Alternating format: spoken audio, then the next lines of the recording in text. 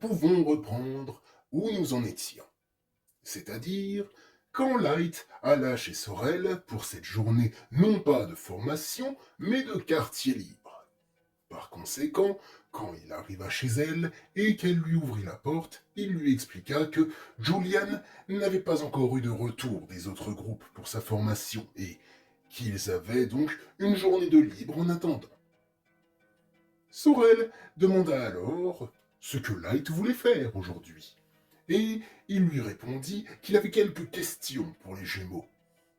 Si ça ne la dérangeait pas d'y retourner, et si ça ne les gênerait pas eux aussi. Elle lui assura que ça ne les dérangerait pas, et que ça ne gênerait en aucune façon les jumeaux, et donc ils montèrent sur le toit jusqu'à l'atelier de Guillaume et Aline. Une fois dans l'atelier, tout le monde se fit des salutations de base, et les jumeaux leur demandèrent ce qui les amenait à nouveau. Light leur demanda alors s'ils pouvaient encore lui parler du virus, et que s'ils en avaient encore besoin, ils répondraient à leurs questions s'ils en avaient encore. Ce à quoi les jumeaux lui répondirent qu'ils n'avaient pas de nouvelles questions pour le moment, mais qu'ils voulaient bien répondre aux siennes. Light leur posa alors la question qui l'avait torturé toute la nuit.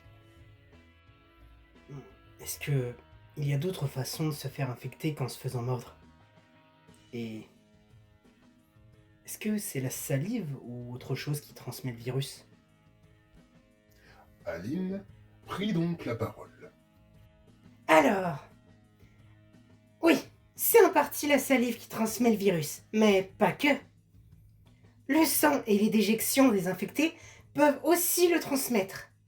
Pour cela, ils doivent passer par l'intérieur du corps, soit par des blessures, soit par les muqueuses. En outre, si un fluide infectieux pénètre l'intérieur de ton corps, tu seras infecté. D'accord. Et... imaginons que du sang ou de la salive infectée arrive dans la bouche. À moins que ta bouche ait la particularité de tuer tout organisme extérieur qui y pénètre, bah t'es cuit. Hmm. Ok, je vois. C'était bien ce qu'il redoutait. Depuis que le virus circulait dans ses veines, il était condamné à ne pouvoir entretenir aucune relation physique quelle qu'elle soit avec qui que ce soit. Donc, quand bien même Julian avait raison sur Sorel et lui, il ne pourrait, ou plutôt il ne devrait jamais concrétiser cette relation. Il prit donc la décision de ne se mettre en couple ou de n'avoir de relation ou contact physique avec quelqu'un sous aucun prétexte. Même s'il gardait le contrôle de son esprit, il représentait quand même un danger pour ceux qui l'entouraient. Et la réponse des jumeaux lui avait rappelé qu'il ne devait pas se relâcher. Soudain, un éclaireur arriva dans l'atelier et vint prévenir les jumeaux que Julian avait annoncé une réunion d'urgence. Aussi, il demanda à Light de venir lui aussi, car il était concerné. Light et le reste du groupe se regardèrent un peu perplexes, se demandant ce qui se passait. Et donc, après avoir laissé Sorel en essayant de la rassurer, Light et les jumeaux partirent en direction du bureau de Julian. Quand ils arrivèrent devant le bureau, le reste du conseil attendait devant. Et une fois tous réunis, ils entrèrent. Julian les attendait, assis à sa place, le regard maussade. Chacun s'assit à sa place, et Light prit une chaise vide qui se trouvait à côté de celle de Julian. Après quelques secondes, Julian se racla la gorge et leur révéla pourquoi il avait rassemblé le conseil. J'ai... J'ai eu mon frère ce matin. Il nous a contactés. Il nous a laissé un ultimatum. Tout le monde se regarda, inquiet, demandant si ça concernait les jumeaux. Oui, mais pas que. Il veut que nous lui livrions les jumeaux et Light. Julian regarda tristement Light. Il ne semblait pas décidé à le livrer, mais on sentait qu'il était dos au mur. Les jumeaux demandèrent ce que le commandant ferait s'ils ne font pas ce qu'il leur demande. Et Julian répondit que Marcus avait menacé de couper l'arrivée d'eau potable des tours. Tout le monde semblait horrifié et paniqué. Light demanda alors à Julian. Excuse-moi, au vu de l'agitation, j'imagine que Marcus en a la possibilité. Mais comment ça se fait? Je veux dire, votre arrivée d'eau n'est pas sous votre contrôle. Eh bien, en fait, l'arrivée d'eau potable se trouve à côté de la base militaire. Elle permet à toute la ville d'avoir accès à de l'eau potable. Mais normalement, toutes les arrivées d'eau à part celle de la base avaient été coupées. Ce n'est que quand on est parti pour créer le camp qu'on a rétabli l'accès du quartier où se trouvent les tours. Quand ils s'en sont rendus compte, ils nous ont permis de garder l'accès à l'eau potable.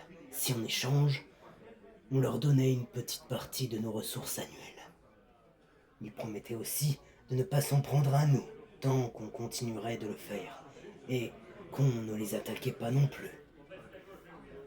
Mais ils ont brisé cet accord, et maintenant, ils veulent nous choper par les couilles pour avoir ce qu'ils veulent. Light lâcha un putain qui, même s'il ne l'avait pas crié, fut entendu par tout le monde, et la cohue se calma. Tous demandèrent à Julian ce qu'il allait faire, et il répondit que c'était à Light et aux jumeaux de décider, qu'ils étaient libres et que dans ce camp, il ne permettrait pas qu'on sacrifie un seul habitant contre sa volonté, que la solidarité était une des valeurs principales du camp. Tous le rassurèrent en lui disant qu'ils n'avaient aucunement l'intention de livrer qui que ce soit contre sa volonté, quand bien même il faudrait se battre. Mais Light et les jumeaux se lancèrent un regard, et tous les trois, sans avoir prononcé un mot, étaient d'accord sur ce qu'ils devaient faire. Ils se levèrent alors et annoncèrent qu'ils allaient accepter les revendications de Marcus. Tous, dans la pièce, restèrent silencieux, incapables d'accepter ou de contester leur choix. Ils savaient que dans ce genre de moment, quand la décision est prise, ça ne sert à rien d'essayer de convaincre du contraire. Certains membres du conseil se levèrent et vinrent prendre les jumeaux dans leurs bras. Julian mit sa main sur l'épaule de Light et le regarda tristement. L'ambiance était si lourde qu'on aurait dit que tous les trois avaient été condamnés à mort. Après ça, ils discutèrent de comment ils allaient procéder. L'ensemble du conseil peu emballé par la perspective de perdre leurs deux amis et espoir. Et Julian et Eldrick de perdre Light en plus.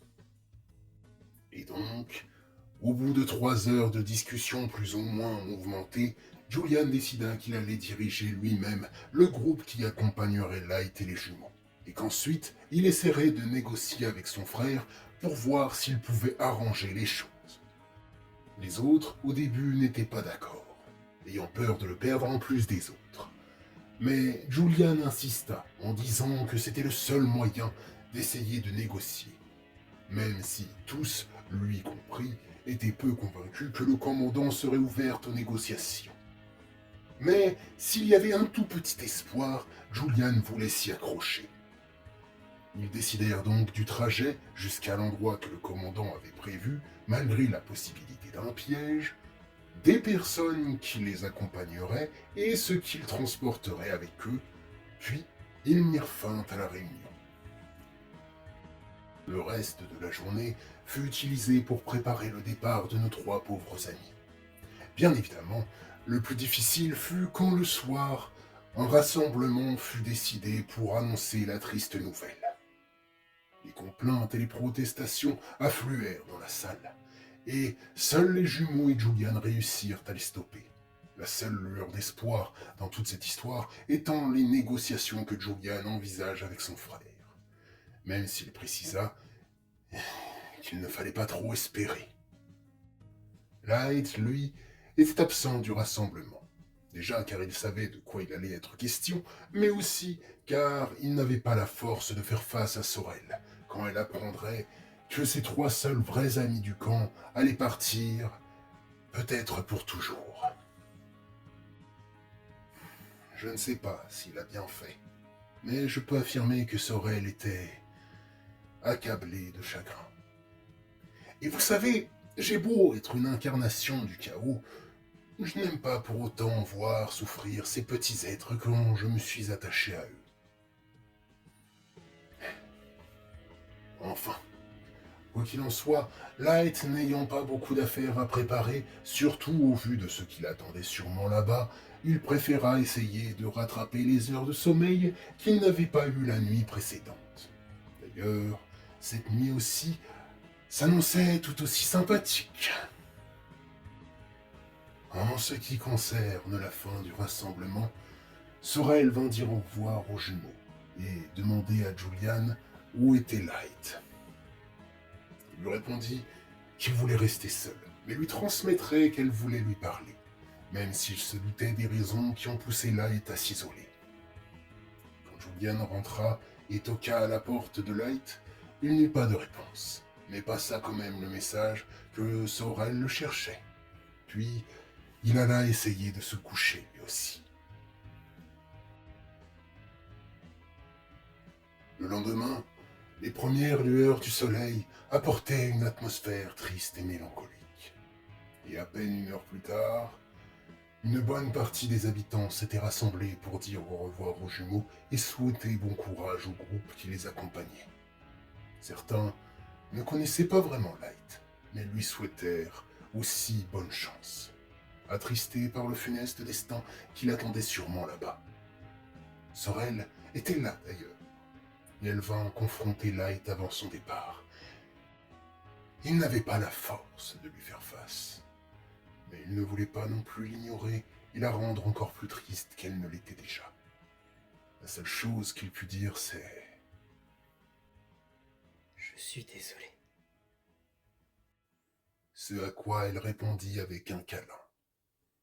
C'était peut-être la dernière fois qu'ils se voyaient, alors il ne la repoussa pas. Elle sanglota légèrement avant de le lâcher, sans un mot. Son regard, qui avait retrouvé la lumière, étant à nouveau éteint. Light sentait de la tristesse, mais aussi de la colère monter. Finalement, le moment du départ arriva. Ils se rassemblèrent et descendirent des tours avec le monte charge. Le groupe était constitué des jumeaux, de Light, Julian et de 6 éclaireurs. 2 d'entre eux aidaient les jumeaux à porter leurs affaires et les autres se tenaient aux 4 coins du groupe en formation. Comme d'habitude, comme le trajet s'est bien passé, je ne vais pas rentrer dans les détails. Grâce au trajet qu'ils avaient choisi et à l'expérience des éclaireurs du groupe, ils purent circuler sans faire de mauvaises rencontres sur le trajet. Juste quelques infectés qui se baladaient sûrement à la recherche de nourriture. Ils finirent par arriver non loin de la base, au point de rendez-vous fixé par Marcus. Sur place, une dizaine de soldats les attendaient, équipés comme la dernière fois d'arcs et flèches et de lances plus rudimentaires que les lance-béliers. Le chef du groupe de soldats demanda à tout le monde de le suivre, et ils traversèrent un tunnel souterrain qui se trouvait sous le stade de la ville. Puis, en ressortant, ils se trouvèrent d'un côté d'un pont de pierre détruit. Le chef fit signe à la base de l'autre côté du pont et une passerelle en métal fut déployée pour les laisser passer. La base avait été construite sur le flanc d'une grande colline escarpée qui était sûrement la raison de pourquoi les infectés n'avaient pas réussi à y pénétrer. en plus du pont qui avait sûrement été détruit, car étant le seul accès terrestre qui aurait pu permettre au virus d'atteindre la base. Quand ils purent enfin rentrer, ils tombèrent sur un endroit qui ressemblait plus à un immense terrain d'agriculture et d'élevage dont des militaires patrouillent en grand nombre. Light s'attendait plutôt à des installations militaires et des soldats en train de s'entraîner. Mais très vite, ils entrèrent dans une tente où une partie du groupe de soldats les laissa, pendant que le reste les accompagna jusqu'à un homme qui était très certainement Marcus. Hormis sa musculature et sa couleur de peau, il n'avait pas grand-chose à voir avec Julian. On pouvait même dire qu'ils étaient aux antipodes. Marcus était rasé de près, barbe et cheveux, avec un regard glacial, là où Julian avait ses dreads, sa barbe bien taillée et son aura certes puissante, mais néanmoins chaleureuse. Et nous ferons la connaissance de ce charmant bonhomme, comme vous l'avez deviné quand j'ai commencé ma phrase, au prochain épisode.